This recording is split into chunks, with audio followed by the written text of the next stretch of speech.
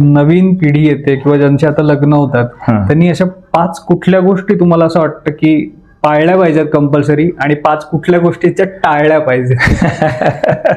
आता ऍक्च्युली तसं म्हणायला गेलं ना तर बऱ्याचशा गोष्टी आहे, पण आता अगदी फोकस करून सांगता येऊ शकतो त्याचं.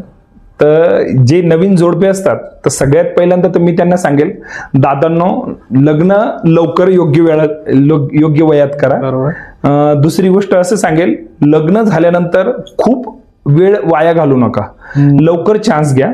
तुमचे कोणत्याही स्वातंत्र्याला कुठेही बाधा पोहोचत नाही मूलबाळ असल्यानंतर. लग्न वेळेत करा, लग्न झाल्यानंतर लवकरात लवकर चान्स घ्या, जेणेकरून प्रेग्नन्सी नॅचरली राहील. आणि त्यानंतर खाण्यापिण्याचे, आपल्या जवळचा कोणी तुमचा वैद्य असेल त्याला नक्की संपर्क करा. तुमच्या जीवनशैलीबद्दल त्याला सांगा, तो तुम्हाला नक्की मार्गदर्शन करेल.